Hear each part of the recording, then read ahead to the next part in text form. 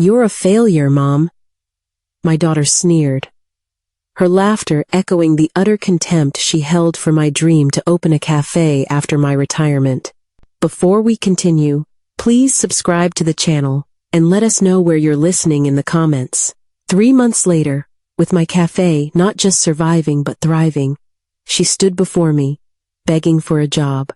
She was humiliated, financially ruined, and utterly desperate. I looked deep into her eyes, seeing the sting of her betrayal, and I uttered a single, final word. No. My dream wasn't just about a cafe. It was about a reckoning. My voice trembled with a mixture of anger and hurt as I slammed the folder down on the kitchen table. The sound cracked through the quiet of the evening. Coffee sloshed from my daughter Michelle's mug, instantly spreading a dark, ugly stain across the business documents I had so meticulously organized. Michelle, who had just walked in, stood frozen halfway through, taking off her jacket, her expensive briefcase still clutched tightly in her left hand. "Mom, what on earth are you talking about?" she asked, her voice laced with confusion. "I want to open a cafe." The words spilled out of me in a rush. A confession I had been holding back for months. And now there was no taking them back. "I know it sounds crazy at my age," I continued, my voice gaining strength, "but I've been planning this for months. Just look at these numbers," my weathered fingers, trembling slightly, spread the papers across the scratched linoleum tabletop. They were filled with profit projections, menu concepts, and notes from scouting potential locations, all the fruits of my research during those long, sleepless February nights. The folder itself was soft and worn at the edges from how many times I had opened and closed it, dreaming. Michelle's briefcase hit the floor with a heavy, dull thud. "You've completely lost your mind in your old age," she declared, her tone sharp and dismissive. "This is pure madness." "Madness?" My voice rose, climbing an octave in disbelief. "I've been dreaming about this my entire life, Michelle. I have the money saved. I have a solid plan, and I most certainly have the time now." "Mom, you're 68 years old," she retorted, as if my age was a terminal diagnosis. "People your age should be playing bridge or golfing, not trying to launch a new business." She picked up one of my financial projection sheets, her eyes scanning the columns of figures with a look of utter disdain. "Where did you even come up with these ridiculous numbers?" "From real research," I snapped, snatching the paper from her hand. "From talking to real banks and real estate agents. I called them all this week. Everything is viable." The kitchen fell into a tense silence, the only sound being the persistent, low hum of the refrigerator. I watched as the look of confusion on Michelle's face hardened into something colder, more calculating. She pulled out a chair from the table and sat down heavily, her demeanor shifting from that of a concerned daughter to a shrewd accountant. "Exactly how much money are we talking about here?" she asked, her voice low. 150. Zero for the loan. I'll be putting down 30. Zero from my savings." "Your savings?" Michelle's voice dropped to a dangerous, icy whisper. "Mom, that money is supposed to last you for the rest of your life. What happens when this little fantasy of yours inevitably fails, and you're left with nothing?" A hot flush of anger rose in my chest. "It won't fail," I said, my voice firm. "I've thought through every single detail. Come on, let me just show you the location I found." Against every instinct she possessed, Michelle found herself reluctantly following me out to my old, reliable Buick.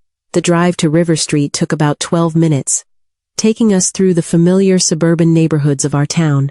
Neither of us spoke a word as we passed the elementary school where she had played softball, or the corner market where I still bought my groceries every week. The abandoned storefront was sandwiched between a laundromat and a tax preparation office. The paint on its wooden facade was peeling away like sunburnt skin, and its large windows reflected only the cloudy sky and our own uncertain faces staring back. "This is it," I announced, a note of pride in my voice as I pulled a set of keys from my pocket. "The realtor gave me these for the week, so I could get a feel for the place. Michelle followed me through the narrow doorway. Inside, dust motes danced lazily in the shafts of afternoon light that streamed through the grimy, cracked windows. The air was thick with the musty smell of disuse and forgotten dreams. "It's the perfect size for about 30 tables," I said, my voice echoing off the bare, plaster walls. "There's a great space for the kitchen in the back, and plenty of storage upstairs. I've already spoken to some contractors about the renovations." Michelle walked the perimeter of the room, her critical eyes noting the water stains blooming on the ceiling, the electrical outlets that looked like they hadn't been updated since the 1980s, and the worn-out flooring that would need to be completely replaced. Every step she took seemed to reveal another expensive problem. "Mom, this place is a complete disaster," she said flatly. "You'd spend your entire loan just making it habitable." "Every business has to start somewhere," I countered. "Ray Kroc didn't begin with a palace, you know. Ray Kroc wasn't almost 70 when he started." Michelle's patience finally snapped. "This isn't some feel-good romantic movie where the elderly dreamer succeeds against all odds. This is the real world, where restaurants fail every single day, where people lose their life savings chasing impossible dreams." My hands clenched into tight fists at my sides.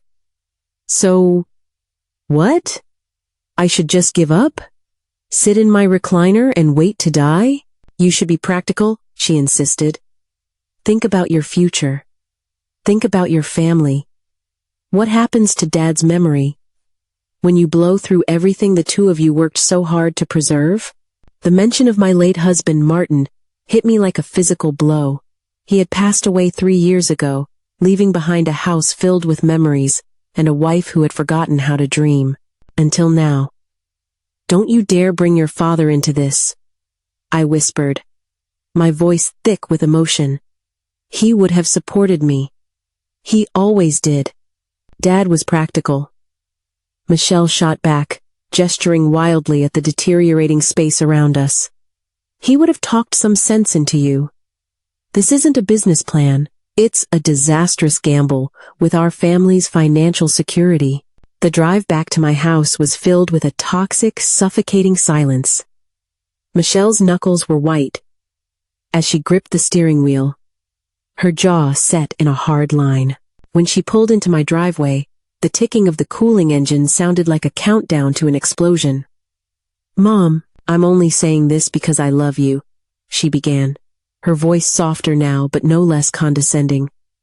"Forget this cafe nonsense. Enjoy your retirement. Travel. Take up a new hobby. Do something appropriate for your age." "Appropriate for my age?" My voice was barely a whisper. "You mean I should just wait quietly until I'm dead, so you can inherit whatever is left?" "That's not what I meant. And you know it," she said, though her face flushed. "Is it?" I turned in my seat, studying my daughter's face. A face I suddenly didn't recognize. "You're a failure. You'll never succeed. Don't you dare waste my entire inheritance on some stupid cafe." The cruel words hung in the air between us like a guillotine's blade. Michelle's mouth opened and then snapped shut, her face turning from red to a ghostly pale. "Get out of my house," I said quietly, my voice dangerously calm. "And don't come back until you're ready to apologize." "Mom, Get out." Michelle sat there for a moment longer. Then she opened the car door. She walked slowly to her own vehicle, never once looking back. From my kitchen window, I watched as her taillights disappeared into the gathering February dusk. The business plan lay scattered across my table, stained with coffee. But its core was still intact. Dreams, it seemed, were far more resilient than family bonds. The sound of my daughter's engine faded into the distance. I closed the front door and turned the deadbolt with more force than was necessary, the click echoing in the sudden silence. My hand remained on the cool metal of the lock for several heartbeats as I listened to the sound of my own breathing. I walked back to the kitchen and began to gather the scattered papers. smoothing out each coffee-stained page with careful, deliberate fingers. Every number, every projection on those pages, represented countless hours of my own research and planning. Michelle's scorn couldn't erase the work I had put into this dream. The living room felt cavernous and empty. As I settled into my worn leather recliner, the chair had been Martin's choice 20 years ago, selected for its comfort after his long days at the factory. Now, it cradled me like an old, familiar friend as I reached for the stack of photo albums on the side table. The faded pictures told stories I had almost allowed myself to forget. There I was at 25, beaming in a crisp white apron in my community college culinary program. Martin stood beside me, handsome and proud, his hand resting on my rounded, pregnant belly. We were expecting Michelle. That was 1983. The year everything changed. I had been just 2 semesters away from graduating when my morning sickness became severe and debilitating. The medical bills began to pile up, and my part-time job became impossible to continue. Someone had to provide stability for our growing family, and that someone was me. "I'll go back to school later," I had promised Martin as I accepted the factory job. "After the baby comes, after we get settled." But later never came. There were always diapers to buy, a mortgage to pay, a college fund to start. My dreams of opening my own little restaurant got packed away like holiday decorations, brought out once in a while to be admired, but never truly used. 43 years I spent at that factory. 43 years of precision machinery, scheduled breaks, and steady paychecks that built the very life Michelle was now so desperate to protect. Every sacrifice had been worth it, or so I had told myself for decades. The album slipped from my fingers as sleep finally claimed me. I woke at 6:15 a.m. to the sound of birds chattering cheerfully outside my bedroom window. The February sunlight streamed through the curtains Martin had sewn himself, casting familiar, comforting shadows across the hardwood floors. As the coffee percolated, I showered and dressed in clean jeans and my favorite flannel shirt. The morning routine felt different, somehow charged with a new sense of possibility instead of just being a mindless habit. Today was going to be a day of action, not of dreams deferred. I pulled the old yellow pages from a kitchen drawer and spread it open on the table beside my cooling breakfast. Riverside Community Bank was the first on my list, followed by 3 other local institutions and the Small Business Administration office downtown. There were also 2 real estate companies that specialized in commercial properties. "Good morning, Riverside Community Bank. This is Olivia speaking." "Hello, Olivia.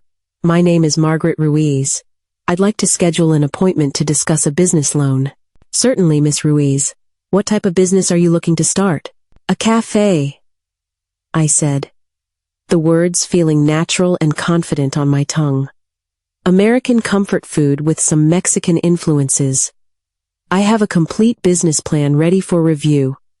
Olivia's keyboard clicked softly in the background. "I have an opening next Thursday morning at 9:30 with our commercial lending officer, Miss Chen. Would that work for you?" "That's perfect." I wrote the appointment in my calendar, my handwriting surprisingly steady. "What documentation should I bring with me?" The conversation lasted for 15 minutes. I would need tax returns from the last 3 years, bank statements, credit reports, and my detailed financial projections. I took meticulous notes in the margins of my business plan, creating a checklist for my success. The second call was to the Small Business Administration. A recorded message provided a wealth of information about loan guarantees, startup assistance programs, and free counseling services. I diligently wrote down 3 phone numbers and 2 website addresses. Real estate was next. The agent who had given me the keys to the River Street property, a pleasant woman named Jessica Miller, answered on the first ring. "Miss Miller, this is Margaret Ruiz. We looked at the cafe space yesterday." "Of course, Margaret. Have you decided to move forward?" "I'm in the process of working on my financing. Could you send me the complete property details and any recent comparable sales in that area? I'll email everything to you this afternoon, she promised. The owner is very motivated to sell, especially to someone with serious restaurant experience. I didn't correct her assumption about my experience. 43 years of factory work had taught me everything I needed to know about deadlines, quality control, and customer satisfaction.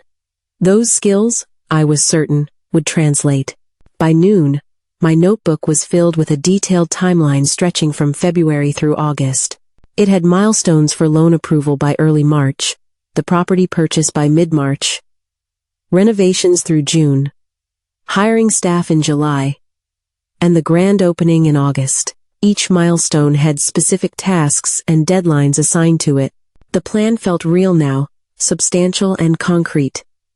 It wasn't a retirement fantasy anymore.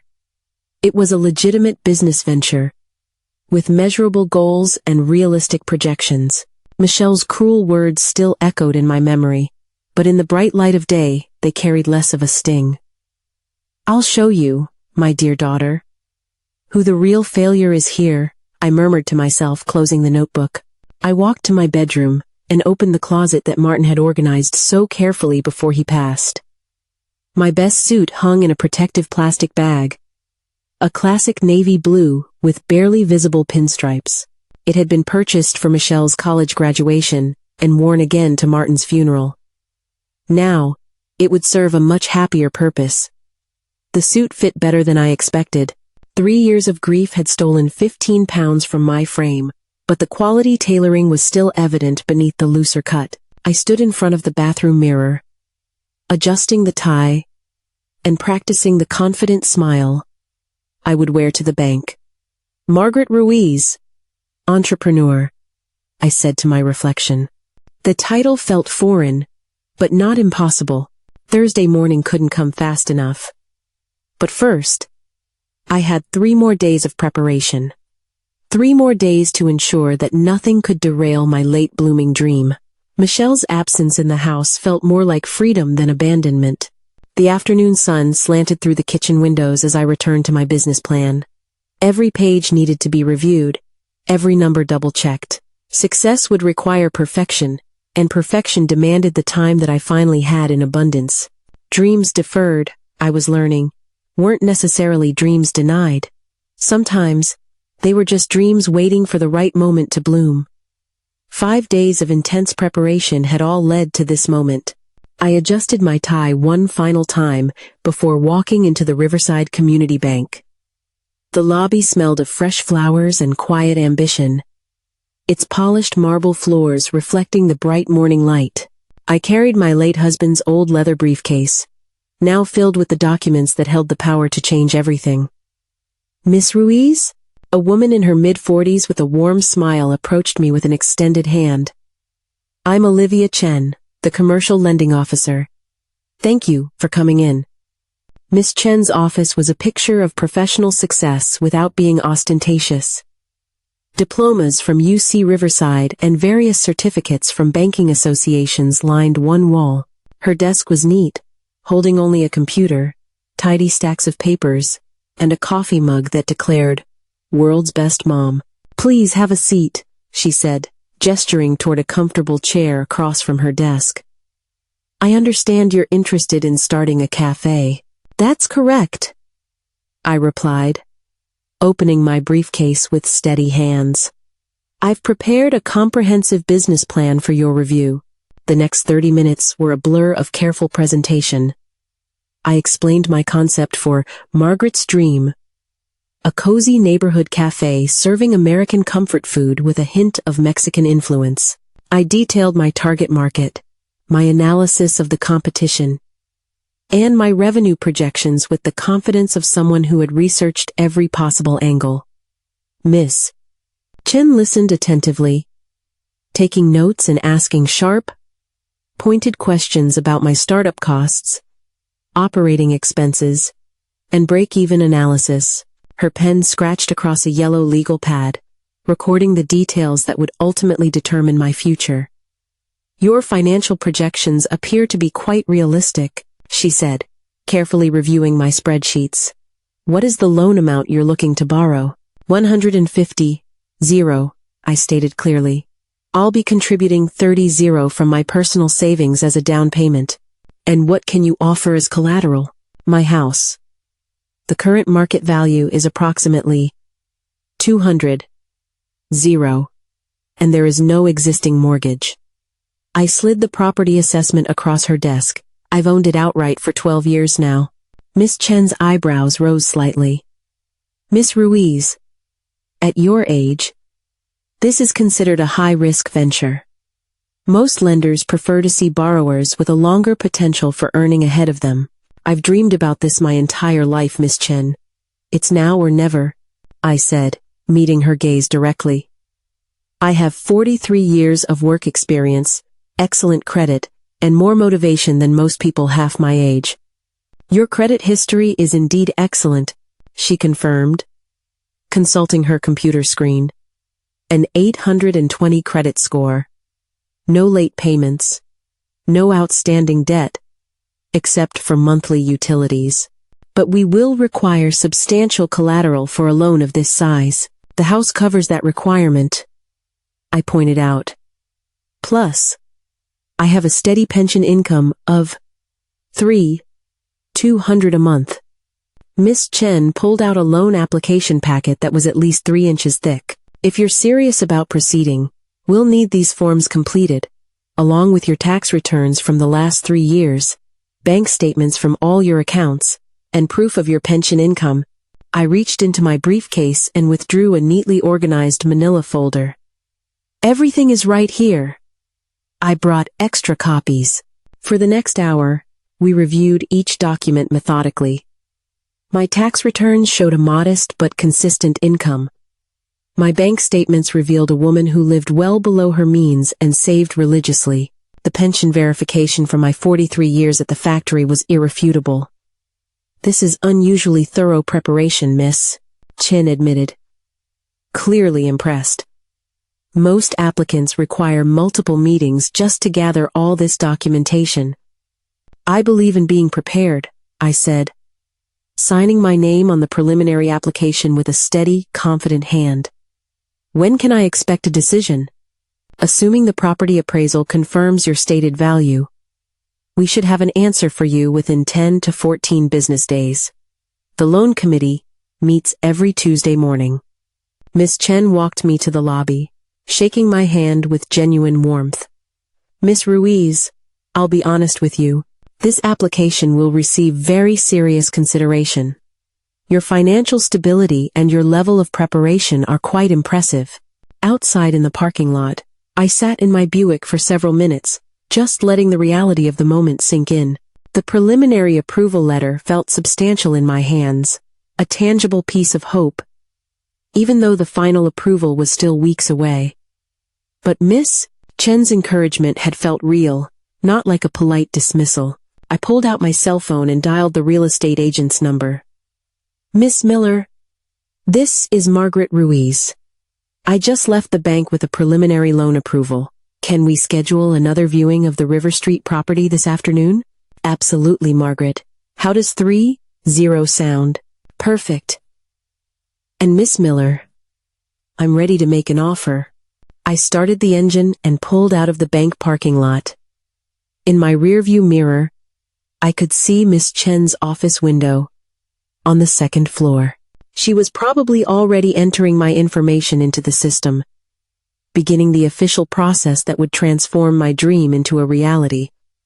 The radio played soft jazz as I drove through downtown Riverside toward home. Every building, every street corner looked different now, like a neighborhood where I might soon belong as a business owner, instead of just a retiree. At the next red light, I reached for my phone again. Michelle's number sat in my contacts list, unchanged since our bitter argument 5 days ago. My finger hovered over the call button, but I pulled it back. Not yet. First, the final loan approval, then the property purchase, then the renovations. Michelle would see the results of my actions before she heard any more of my words. Actions, I knew, would speak far louder than apologies or explanations. The light turned green, and I drove toward my future with the windows down and a renewed sense of hope riding shotgun. Dreams, I was learning, had their own timeline, and mine was just beginning to tick. 8 days had passed since my meeting at the bank. The official loan approval letter felt warm in my pocket as I stood before the weathered storefront that would soon be mine. Jessica Miller, the real estate agent, checked her watch and gave me a professional smile. "Right on time, Miss Ruiz. Shall we make this official?" I nodded, adjusting the jacket of my gray suit. This moment had consumed my thoughts for over a week. But standing here now, with the keys about to change hands, reality felt almost surreal. "This building has some real potential," Jessica said as she unlocked the front door. "The previous owner ran an antique shop here for 15 years. It has good bones, a solid foundation." Sunlight streamed through the dirty windows, illuminating dust particles that danced like tiny celebratory sprites in the still air. I walked the perimeter of the room again, seeing past the current state of disrepair to the vision I had so carefully nurtured for months. "The electrical was updated in 2018, Jessica continued, opening a circuit panel to reveal modern wiring. "The plumbing all works fine, though you'll probably want to install commercial-grade fixtures for restaurant use. And the upstairs storage area adds significant value." I ran my fingers along the worn wooden counter where cash registers had once rung up the sales of forgotten treasures. Soon, this very space would be serving fresh coffee and comforting food to neighbors who would become my loyal customers. "I see opportunity here. Not ruins," I said, more to myself than to Jessica. She spread the closing documents across a makeshift table we had set up near the front window. There was the purchase agreement, the deed transfer, insurance verification, and utility connection authorizations. Each signature I penned brought me one step closer to ownership. "The final purchase price is $89,000, Jessica confirmed, reviewing the paperwork one last time. "Your loan covers this amount, plus all the closing costs. Everything appears to be in order." I signed my name with steady hands, feeling the weight of the moment as nearly 7 decades of dreams crystallized into legal reality. The pen felt substantial and important in my hand, like a tool that could reshape my future. "Congratulations, Margaret. You're now the owner." Jessica handed me a brass keyring with 3 keys attached. Front door, back entrance, and the upstairs storage. "The building is officially yours." The metal felt cold against my palm, but the weight of it carried a warmth that spread through my chest. These keys unlocked more than just doors. They opened up possibilities I had thought were lost to me forever. "Any advice for a new business owner?" I asked, as Jessica packed her documents into her briefcase. "Start with a solid plan, but always stay flexible," she advised. "Riverside needs more locally owned restaurants like this. The community will support you if you serve them well." After Jessica left, I stood alone in my cafe for the first time as its legal owner. The silence wrapped around me like a familiar, old blanket, comfortable and reassuring. Every scuff mark on the floor, every crack in the plaster walls, belonged to me now. I walked to the back area, measuring the space with my footsteps, my mind already arranging the layout. A commercial refrigerator there, the grill against that wall, prep stations running parallel to the windows. The mental blueprint I had carried in my head for months finally had a physical address. My phone buzzed with a text message from the bank, confirming that the transaction was complete. My account balance now reflected the loan disbursement, making everything official in the digital world as well as on the legal documents. Outside, traffic hummed along River Street as afternoon shoppers moved between the various businesses. Soon, they would smell the aroma of coffee brewing and fresh food cooking coming from my establishment. The thought sent a jolt of electricity through my tired bones. The dust motes continued their eternal dance in the window light, But now they were performing in my space, under my ownership, within my dream, made manifest. Tomorrow would bring contractors, permits, and the 1,000 other details required to transform this potential into profit. But today, this single moment belonged to quiet satisfaction and the solid, reassuring feel of those keys in my weathered hand. The keys clinked together, a sound of dreams crystallizing. This was my place. 5 days of solitary work had established a new routine for me. I arrived each morning with a thermos of coffee and an armful of cleaning supplies, losing myself in the rhythm of reclaiming my space. A measuring tape stretched across the floor marked out the future arrangements of tables and chairs, while dust cloths slowly revealed the original wood grain of the window frames beneath years of neglect. I was kneeling beside the front window, carefully scraping old, peeling paint from the frame, when I saw a familiar set of footsteps approaching on the sidewalk outside. I looked up through the street-dusted glass to see Michelle's silhouette, her shoulders rigid with an anger that was palpable even from a distance. The front door banged open without any ceremony. "Mom, you've completely lost your mind. You need to cancel this deal right now." Michelle stood in the doorway, wearing her severe business suit like a suit of armor, her briefcase clutched in her white-knuckled hand. Her face carried the same fury from our argument in February, but it was now amplified by a sense of betrayal and utter disbelief. "Hello, darling," I said, rising slowly, my joints protesting after spending hours on the hard concrete floors. "I wasn't expecting you. I saw the bank statements on your kitchen counter," she seethed. 89-0. You actually went through with it and bought this disaster. My cleaning supplies scattered as she kicked a bucket across the floor. Soapy water spread in dark, menacing patterns across the concrete, reflecting the harsh overhead lights like broken promises. "This is my choice, Michelle," I said, my voice steady. "And you are not going to stop me." "Your choice?" Her voice cracked with disbelief. "You've mortgaged your entire future on some ridiculous fantasy? What happens when this fails? Where are you going to live when the bank takes the house?" I set down my scraper and faced my daughter directly. 5 days of productive, tangible work had strengthened my resolve, not weakened it. Every newly cleaned surface, every carefully measured space, was proof of my dream's validity. "I'm not going to fail," I said calmly. "Look around you. I'm making real progress. I have real plans. This cafe will succeed." "Success?" she scoffed, gesturing wildly at the peeling paint and broken fixtures. "You're 68 years old, trying to compete with established restaurants. You have absolutely no experience running a business." "I have 43 years of work experience," I countered, my voice firm. "And more determination than most people half my age." "Determination doesn't pay the rent when customers don't show up," she shot back. "Determination doesn't cover your insurance when someone gets food poisoning."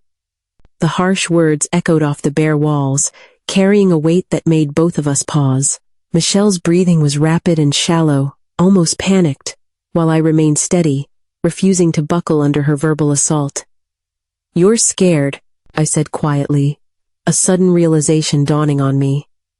"You're scared that I might actually succeed without your permission." "I'm scared you'll destroy everything that you and Dad built together," she cried. "This house, your savings, your security, all of it wasted on some childish dream. Don't you bring your father into this again." My voice dropped to a dangerous whisper. "Martin would have supported my happiness, not tried to control it." Michelle pulled out her phone and began dialing. "I'm calling Dr. Evans. Maybe he can talk some sense into you about age-appropriate behavior." "Put that phone away. Someone needs to intervene before you ruin everything." I crossed the space between us in 3 quick steps and snatched the phone from her hand. Her eyes widened with surprise at my sudden decisive movement. "This conversation is over," I said, my voice leaving no room for argument. "Leave my property." "Your property?" She laughed, a bitter, ugly sound. "This condemned building that's going to bankrupt you?" "My property," I repeated. That's going to prove every single doubt you've ever had about me wrong." We stared at each other across a chasm that seemed to widen with each angry word exchanged. Michelle straightened her tie and picked up her briefcase with an air of exaggerated dignity. "You'll see what happens to your crazy plan. When this whole fantasy collapses, don't you dare expect me to come and bail you out. I wouldn't dream of asking," I replied coldly. She walked to the door, then turned back for one final, cruel shot. "Dad would be ashamed of what you've become." The words hit me like physical blows. But I refused to flinch. "Your father would be proud," I said, my voice shaking slightly. Proud that I finally found the courage to chase my dreams instead of just surviving. A car door slammed outside, and the sound of an engine faded into the afternoon traffic. I stood alone again, surrounded by my cleaning supplies and the lingering echo of her harsh words, which couldn't diminish the solid, undeniable reality of my ownership. I picked up the overturned bucket and resumed scraping the old paint from the window frames. Work, I had learned, was the best antidote to family disappointment. Tomorrow would bring contractors and permits, and my success would be my best and final argument. The next morning, I arrived at the cafe before sunrise, Michelle's threats echoing in my ears like a challenge I was more determined than ever to meet. City Hall opened at 8:00 a.m., and I planned to be the first person in line for the permits that would transform my dream into a legal, tangible reality. March 6th marked the beginning of what I called controlled chaos. Permit applications were spread across my kitchen table at home each evening, while a fine layer of construction dust coated my clothes each day. Progress became something I could measure in completed forms and cleared inspection checkpoints. "Next window, please." The clerk at City Hall had processed dozens of applications that week, but none, I suspected, with the methodical preparation I brought. Every form was completed in my careful, neat handwriting, and every supporting document was organized in meticulously labeled folders. I handed over the packet I had assembled over 3 research-heavy days. The food service license, the business operation permit, the health department approval, the fire safety certification, and the signage permits. 2 weeks of navigating the bureaucratic maze yielded a thick manila envelope filled with approved documentation. Each official stamp and signature brought my opening day closer to reality, while simultaneously proving to any skeptics that meticulous preparation mattered far more than age. The contractors arrived the following Monday. Frank Miller had renovated 12 restaurants in Riverside over his 20-year career, and his crew understood the specific and demanding requirements of commercial kitchens. "We'll need to upgrade the electrical for your equipment load," Frank explained, reviewing the layout plans I had drawn up. "Commercial-grade refrigeration, new gas lines for the grill, and a proper ventilation system to meet the health codes. Everything has to be perfect. This is my dream, Frank. It has to be perfect." "We'll make it perfect for you, Miss Ruiz," he assured me. "Your timeline for an August opening looks very realistic." Daily supervision became my new full-time job. I arrived each morning to unlock the doors for the work crews, and then monitored their progress with the same sharp attention to detail that 43 years in manufacturing had ingrained in me. Quality control, I knew, mattered just as much whether you were building machinery or building dreams. The space transformed gradually, day by day. New electrical panels were installed to support the powerful commercial equipment, while updated plumbing was put in to handle multiple sink stations. Fresh paint in warm, inviting colors, deep reds and golden yellows, replaced the decades of fading neutral tones. "Are you looking for work?" A woman approached me during the 3rd week of renovations while I was sweeping construction debris from the newly installed flooring. She was in her mid-30s, professionally dressed, but with visible worry lines etched around her eyes. "Actually, I'm hiring," I replied. "Isabella Rossi?" she said, extending her hand. "I heard you're opening a new restaurant." "Margaret Ruiz," Tell me about your experience." Isabella's 8 years in the food service industry were evident in the way she discussed menu timing, customer flow, and inventory management. More importantly, her motivation was crystal clear. "I need this job," she stated simply. Without any pleading, just honest necessity spoken with dignity.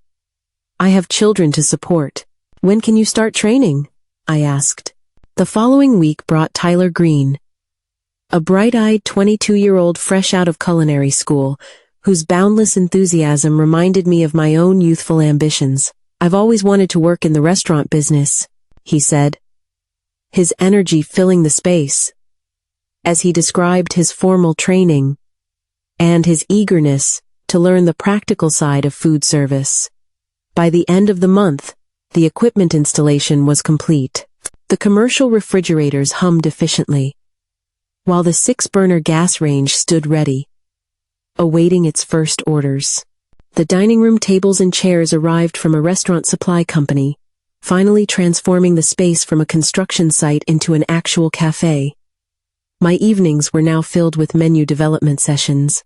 My vision of American comfort food with a Mexican twist began to take shape through a collaboration that blended Tyler's formal training with Isabella's practical, real-world experience. "How about chile verde enchiladas served with a side of cornbread?" Tyler suggested as we reviewed our prototype recipes. "Or a classic meatloaf with cilantro-infused mashed potatoes." It was all about familiar flavors with unexpected, delightful touches. "The pricing needs to work for families," Isabella added pragmatically. "Riverside isn't Beverly Hills. People here want quality they can afford." On March 31st, I stood in the transformed space, surrounded by my small but dedicated team and the tangible results of months of accumulated progress. The opening day schedule, written on our newly installed whiteboard, showed April 15th as the target date. Everything was ready. All we needed now were the customers. Opening day arrived with the same bright spring sunshine that had seemed to bless every day of our preparation. By 7:00 a.m., Margaret's dream stood ready for its very first customers. Fresh flowers bloomed cheerfully in the window boxes, while the delicious aroma of Tyler's experimental breakfast pastries drifted through the spotless dining room. I checked the coffee machine for what must have been the 20th time that morning. Every single detail had to be absolutely perfect. The gleaming counter surfaces, the properly aligned salt and pepper shakers, the menus positioned at precise angles on each table. Isabella arrived, wearing her new uniform, her face bright with professional excitement, despite the underlying worry I recognized in her eyes. "Everything looks incredible, Miss Ruiz," she said, tying her apron with practiced efficiency. "First days are always challenging, but we're ready for it." Tyler emerged from the kitchen, carrying a tray of sample breakfast items, his enthusiasm infectious even at this early hour. Steam rose from fresh-from-the-oven biscuits and perfectly scrambled eggs, while strips of bacon lay in neat rows, like soldiers prepared for battle.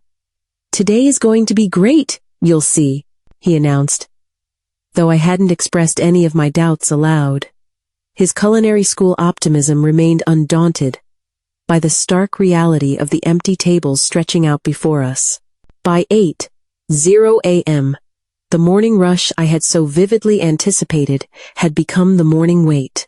Isabella wiped down counters that were already spotless, while Tyler rearranged food displays that were already perfect.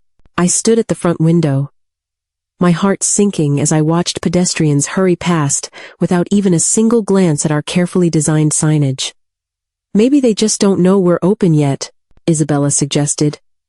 But her voice carried less conviction than her words. 9 o'clock brought the same disappointing traffic patterns. People rushed to work, clutching their own coffee cups. Students headed to the nearby campus, their backpacks filled with everything except a hunger for our food. The cash register remained as silent as a tomb. Tyler, bless his heart, kept cooking, determined to have a variety of fresh options available the moment customers finally arrived. Pancakes, omelets, hash browns, a full breakfast spread that could have easily fed 30 people. The delicious smell alone should have drawn crowds, but River Street remained completely indifferent to our efforts. The lunch crowd will be different, I told myself, checking the wall clock for the 100th time. Business people need convenient meals. Families want affordable options. Isabella nodded supportively, but I caught her glancing toward the empty tip jar with increasing frequency. She had children depending on this job. Bills that wouldn't wait for customers to discover our existence. 11 o'clock arrived with preparations for lunch. But still, no lunch customers. Tyler had prepared enough food for a bustling restaurant, but we served exactly 0 meals. The pristine dining room seemed to mock our diligent preparations with its perfect, soul-crushing emptiness. Maybe Michelle was right after all. The words escaped my lips before I could stop them. "Don't you dare say that," Isabella replied firmly. "Every new business takes time to build a clientele. Rome wasn't built in a day. But Rome's builders probably had customers," I thought bitterly. They probably didn't invest their entire life savings into a dream that nobody seemed to want to share. 2 o'clock would have brought the afternoon shift, if we had needed one.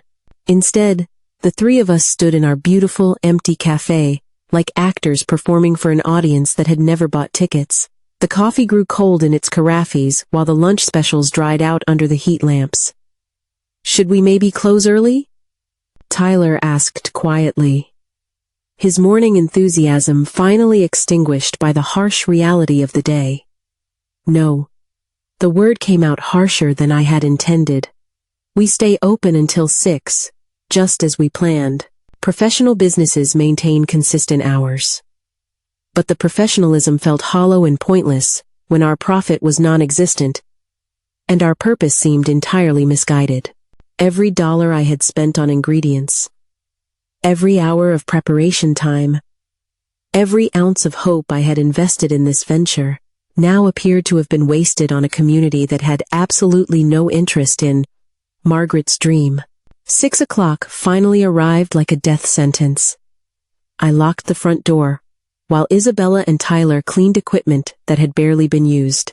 The day's total receipts amounted to exactly $0.00.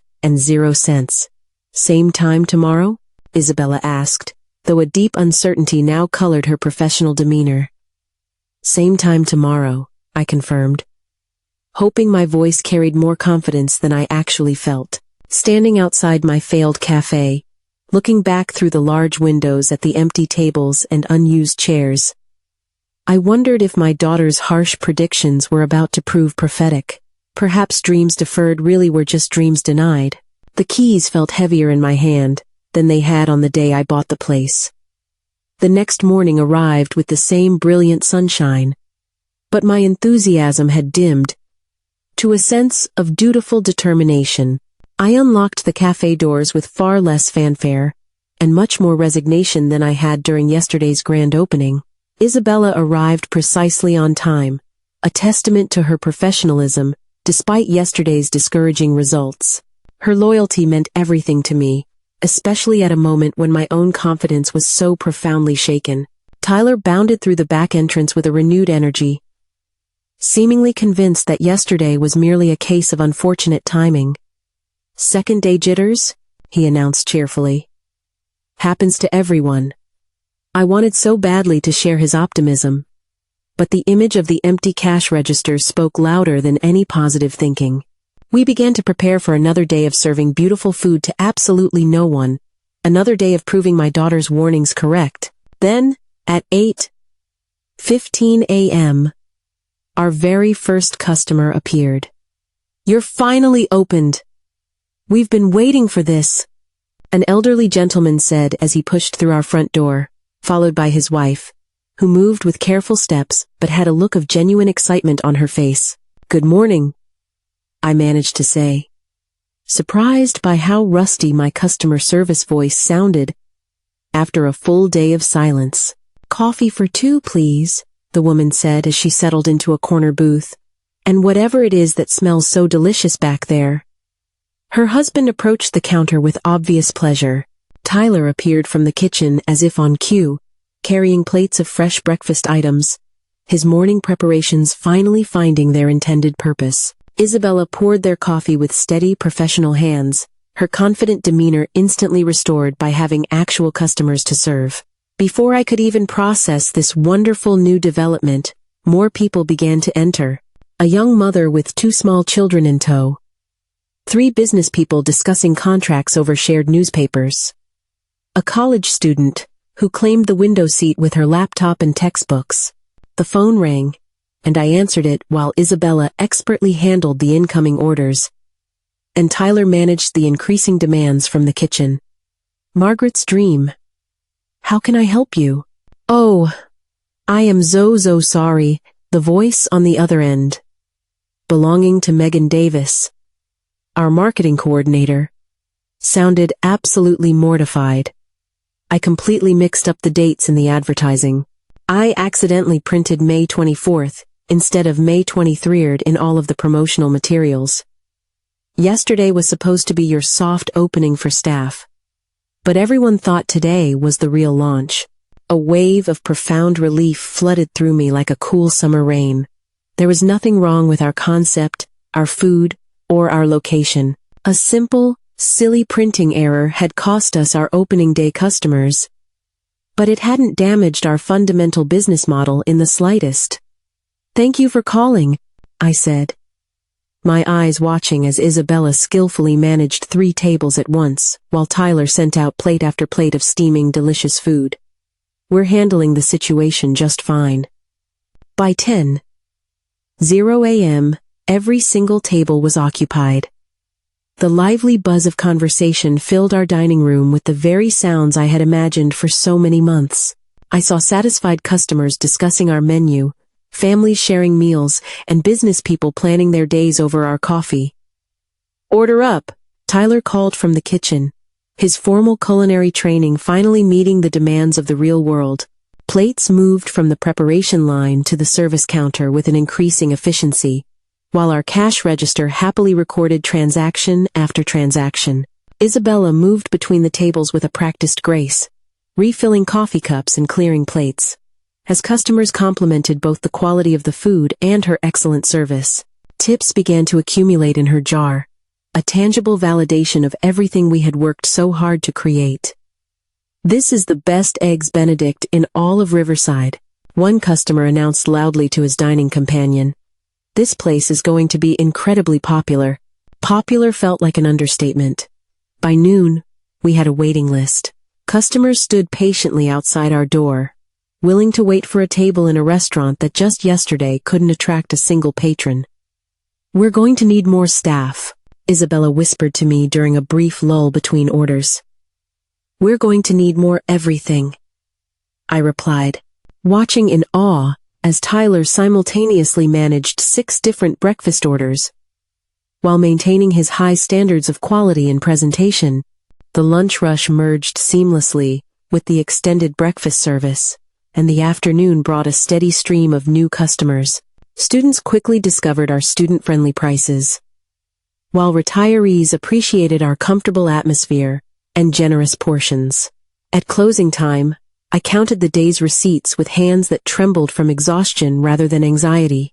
Our first real day of business had generated enough revenue to cover all of our operating costs, plus a modest profit. More importantly, the overwhelmingly positive comments from customers suggested that repeat business was virtually guaranteed. Same time tomorrow? Isabella asked. But this time her question was filled with excitement rather than uncertainty. Same time tomorrow, I confirmed, meaning every single word. Standing in my successful cafe, surrounded by the undeniable evidence of community acceptance and business viability, I finally understood that dreams weren't about proving skeptics wrong. They were about creating something valuable that people actually wanted. Tomorrow would undoubtedly bring new challenges, but tonight belonged to celebration. 18 days of steady success had transformed the cafe from a hopeful experiment into a beloved neighborhood institution. I had fallen into a comfortable rhythm of morning prep, managing the lunch rush, an evening cleanup that felt as natural and essential as breathing, favorable coverage in the local newspaper, and a flood of positive online reviews brought a steady stream of new customers. While our regulars had already established their predictable and welcome patterns, the elderly couple claimed their corner booth each morning without fail. The college students filled the afternoon hours with their study sessions and endless coffee refills. And the business lunches generated a reliable midday revenue stream. I was wiping down the counter during our busiest lunch period when Michelle appeared in the doorway. Customers filled every table, while Isabella took orders, and Tyler managed the kitchen operations with an ever-increasing confidence. Success surrounded us like a suit of armor. "Mom," Michelle's voice cut through the cheerful restaurant noise with surgical precision. She was wearing her formal business suit despite the summer heat, and she carried a leather briefcase that suggested this was not a social visit. "Michelle," I said, continuing to clean the counter while acknowledging her presence. "We're quite busy right now. I can see that," she replied, her tone carrying a note of disapproval rather than pride. "Actually, that's why I'm here." She approached the counter where I was working, holding her briefcase like a weapon. Customers at the nearby tables sensed the rising tension, and their conversations grew quieter as they watched our interaction unfold. "You need a psychological evaluation." Michelle placed a thick manila folder on my clean counter with a deliberate, forceful thud. "These documents require your signature." Inside the folder, official-looking letterhead proclaimed legal intentions in cold, formal language. There were competency assessment forms, financial decision-making evaluations, and requirements for a full medical examination papers that questioned my mental capacity to manage my own affairs. "What is this?" I asked, though I already knew. I could already feel the ground shifting beneath my feet that had just found solid footing in this successful business. "It's protection for the family estate," she stated coolly. "You've demonstrated incredibly poor judgment in your financial matters, and these assessments will provide the legal foundation for an intervention." The customer conversation stopped entirely now. Isabella paused mid-order, and Tyler appeared in the kitchen doorway, drawn by the unfamiliar tension in our normally comfortable space. "You want to take everything away from me?" The words came out louder than I had intended, carrying across the dining room that was now filled with witnesses to our family warfare. "I want to prevent any further financial irresponsibility," she retorted. "This restaurant is proof that you're incapable of making rational decisions. This restaurant is proof that I'm more capable than you ever believed me to be," I shot back. Michelle gestured dismissively at my customers and my staff, at all the tangible evidence of success that so blatantly contradicted every single prediction she had made about my inevitable failure. "Temporary luck doesn't erase fundamental incompetence," she sneered. "When this venture collapses, and believe me, it will, you'll have nothing left to protect you." The legal documents felt heavy in my hands, weighted with implications that extended far beyond a simple family disagreement and into the territory of legal warfare. Competency evaluations could lead to conservatorship proceedings, where financial control would be transferred to relatives who considered business ownership as evidence of mental decline. "I will never agree to this," I said, my voice low and dangerous. "You have crossed a line, Michelle. You don't have to agree," she said smugly. "These assessments can be court-ordered, based on your demonstrated financial recklessness." Isabella approached the counter carefully, clearly uncomfortable witnessing this family conflict in her workplace, but also concerned about my obvious distress. Some customers began to leave, unwilling to remain during this increasingly personal and ugly confrontation. "Miss Ruiz?" Isabella's voice was a gentle inquiry, asking whether she should intervene or retreat. "It's fine, Isabella. My daughter was just leaving." "This isn't over, Mom," Michelle said, closing her briefcase with sharp, loud clicks that echoed like gunshots in our suddenly quiet dining room. "You'll realize I was only trying to protect you when the bankruptcy proceedings begin." She walked toward the door while my remaining customers and my staff watched with a mixture of shock and uncomfortable fascination. Your father would be ashamed of what you've become, I called after her, using words that I knew were designed to wound. Dad would have stopped this madness before it even started, she replied without turning around. The door closed behind her with a finality that felt like a declaration of war. The legal documents lay spread across my counter, while the customers slowly resumed their conversations in subdued, hushed tones. Isabella began to clean the abandoned tables, and Tyler retreated to the safety of his kitchen, standing behind the counter of my successful restaurant, surrounded by the undeniable proof of my business competence and the value I was bringing to the community. I felt the crushing weight of legal threats that could destroy everything I had worked so hard to build. Success, it seemed, had made me a far more dangerous target than failure ever had. The documents were slapped down. The customers stared. My dreams were threatened. The legal papers Michelle left behind became kindling for a fire of determination inside me. Within days of that ugly confrontation, 3 new investors approached me about expansion opportunities they had heard being discussed at the Chamber of Commerce meetings. There was a prime piece of real estate available in downtown Riverside, a location that would have intimidated me just 6 months earlier. Now, armed with a proven record of success and solid financial projections, I confidently negotiated a lease on a corner location with triple the foot traffic of my River Street cafe. The space cost more, but the bustling corporate lunch crowds would easily justify the premium pricing. How did you achieve such remarkable success so quickly? Jennifer Walsh, a reporter from the Riverside Business Journal, leaned forward with her recorder.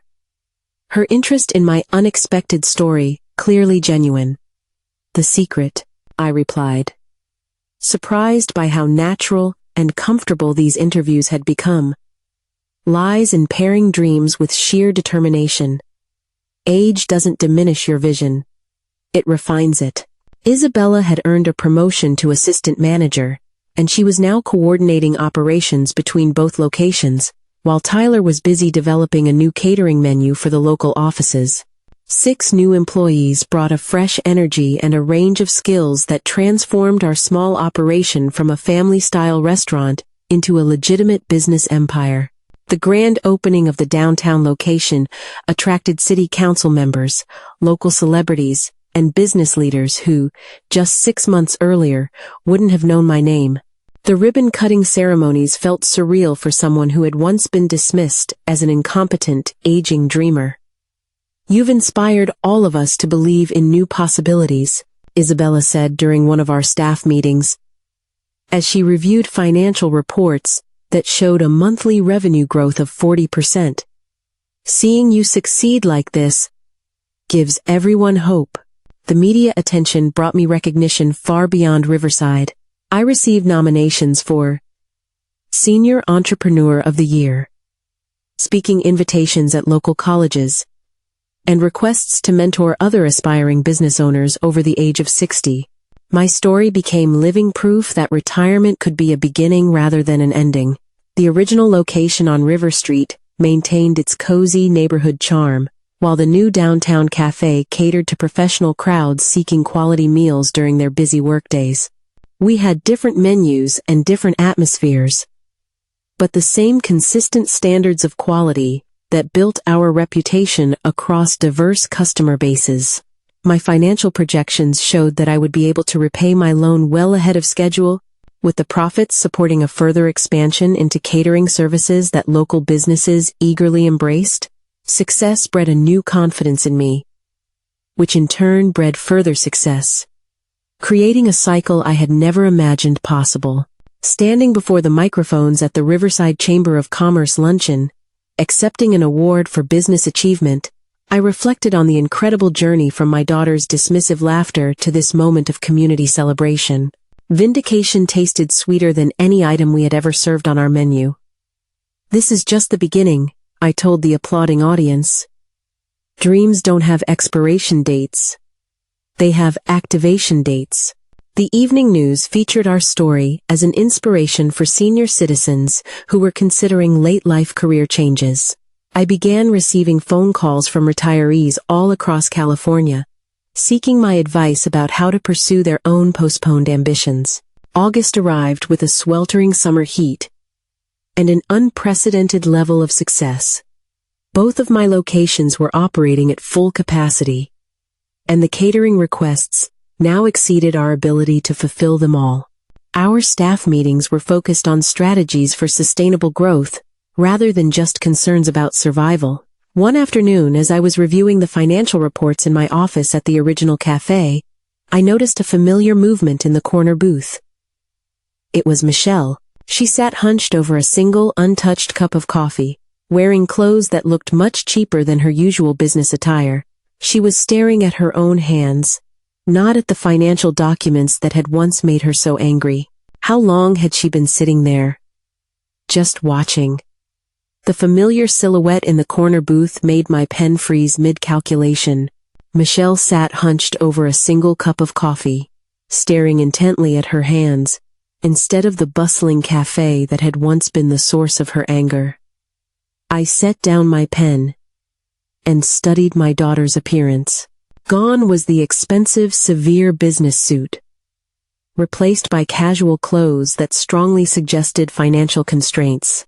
Her shoulders were curved inward with an air of defeat, and her fingers traced nervous, anxious patterns on the worn surface of the table. Michelle.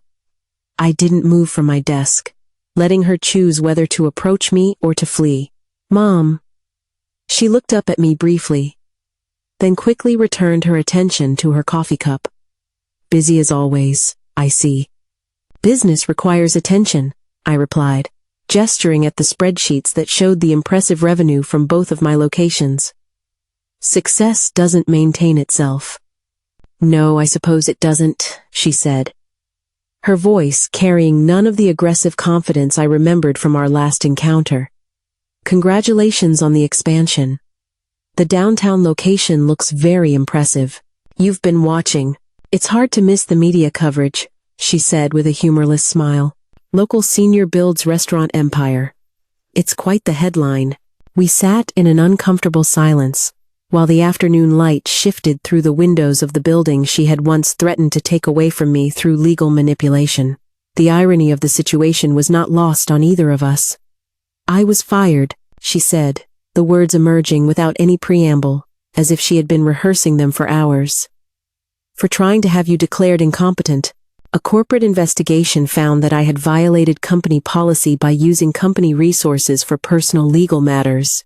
I nodded slowly, without any surprise. Actions have consequences. 6 weeks without any income, she continued, each admission seeming to cost her a physical effort. I'm behind on my mortgage payments, and the kids' school expenses are piling up. Sarah had to find a job after all those years of staying home. That sounds like a difficult situation, I said, keeping my voice neutral, offering neither sympathy nor judgment. I lost everything because of my own stupidity. Michelle finally met my eyes directly, her own eyes filled with a pain I had never seen before. Everything I tried to protect from your reckless dreams has disappeared, all because I couldn't accept your right to pursue them. The afternoon lull between the lunch and dinner rushes left us essentially alone in the cafe. Isabella worked quietly at the front counter while Tyler began his preparations for the evening service, both of them politely pretending not to hear our conversation. You inflicted the greatest damage on yourself, Michelle, I said quietly. I merely proved you wrong about my capabilities. You did more than just prove me wrong. You built something truly remarkable, she said, gesturing at the bustling success that surrounded us. Something I tried my best to destroy out of my own fear and my need for control. Fear makes people act against their own best interests, I observed. Fear and arrogance, she added, her laugh carrying a note of bitter recognition. I was so certain that you would fail that I ended up sabotaging my own career, just trying to prevent what turned out to be your greatest success. The weight of her unspoken requests hung in the air between us like a thick fog. Michelle needed help. That much was obvious. Whether she would find the courage to ask for it directly remained uncertain, as did what my response would be if she did. The children miss their grandfather, she said softly, her voice barely a whisper. They don't understand why we stopped visiting. Children shouldn't have to suffer for their parents' mistakes. No, they shouldn't. Michelle stood up slowly, her coffee barely touched. I should let you get back to your work. She walked toward the door with an obvious reluctance, pausing at the threshold to look back at me. 1,000 questions hung in her eyes, unasked pleas for forgiveness, for employment, for financial assistance, all the things her stubborn pride still prevented her from voicing directly. I returned to my spreadsheets without offering what she couldn't bring herself to request. 15 minutes after Michelle left, the cafe door chimed again. I didn't need to look up from my papers to know that my daughter had returned to finish the conversation we had both been avoiding. Mom. Michelle's voice was filled with a resigned determination. Could we please talk properly? I closed my financial reports and gestured toward the chair across from my desk. This time, she sat down instead of hovering near the exits like a guilty teenager. I need to ask you something directly, she began, her hands trembling slightly as she spoke. I know I have absolutely no right to. Not after everything I've done. But, you need help. Yes, the admission seemed to deflate her completely. Please. Just give me any job. I'll even wash dishes. Minimum wage. Night shifts. Whatever you can offer. I'm desperate. I studied her face, seeing a genuine humility there for the very first time in our adult relationship. The arrogant, condescending business executive had been replaced by a desperate mother, now facing the harsh consequences of her own actions. You want to work here? I asked, my voice even. In the restaurant you once called my suicide mission? I want to work anywhere you'll have me, she pleaded. I understand the food service business now from watching your success. I'm willing to learn any position that doesn't require public interaction. And why should I trust you? I leaned back in my chair, allowing myself to savor the complete reversal of our power dynamic. You tried to have me declared mentally incompetent. You used legal threats as weapons against your own mother. Because I was wrong. Her voice cracked with emotion. I was wrong about everything. Wrong about your abilities. Wrong about this business. Wrong about what family is supposed to mean. Being wrong doesn't erase the damage you've done. No, it doesn't, she said, staring down at her hands again. But I'm hoping that mercy might. The afternoon shadows lengthened across the floor as I considered her request. Around us, the cafe hummed with a quiet, efficient energy. Dishes were being stacked properly, fresh coffee was brewing, and tomorrow's prep work was already beginning, all evidence of the competence she had once so viciously questioned. I cannot forget all the damage you caused me. My voice remained steady, final. The legal threats, the public humiliation, the attempts to steal my independence and my dignity. Mom, please. You called me a failure who would never succeed, I continued, standing up and walking to the window, overlooking the success she had tried so desperately to prevent. You threatened everything I had worked my entire life to build. Now you finally know what it feels like to be called a failure. Michelle's shoulders sagged with a sudden, weary understanding. You're saying no. I'm saying that justice has been served, I said, turning back to face her. You destroyed your own career, trying to destroy mine. You lost your financial security by attacking mine. The consequences you're now experiencing are entirely of your own making. What about forgiveness? What about family? She whispered. Family loyalty works both ways, Michelle. You showed me none when I needed your support. So I will show you none now that you need mine. She stood up slowly, accepting what we both knew was a permanent and final answer. There would be no appeals, no future reconsiderations, no hope for any reconciliation through employment or financial assistance. I understand, her voice was hollow but dignified. I brought this on myself. Yes, you did. She walked toward the door for the final time, pausing only to look back at the thriving business that represented everything she had once scorned. and now so desperately needed access to. "For what it's worth," she said, "I'm genuinely proud of what you've accomplished. It's worth very little coming this late." Michelle nodded, and then pushed through the door into the warm August evening. I watched through the window as she walked to her car, a much cheaper model than her previous luxury vehicle. Just another consequence of choices that had backfired so spectacularly. Standing alone in my successful cafe, surrounded by the tangible proof of dreams achieved despite my own family's opposition, I felt the deep and quiet satisfaction of justice delivered through consequences rather than revenge. Some wounds to a family's trust simply cannot be healed by apologies or desperation. The greatest failures, I had learned, are often those we inflict upon ourselves through our own pride and our disrespect for the dreams of others. The request was made, the answer was given, and justice was served. If you like this story, please like this video, subscribe to the channel, and share your impressions of this story in the comments. To listen to the next story, click on the box on the left. Thank you for watching.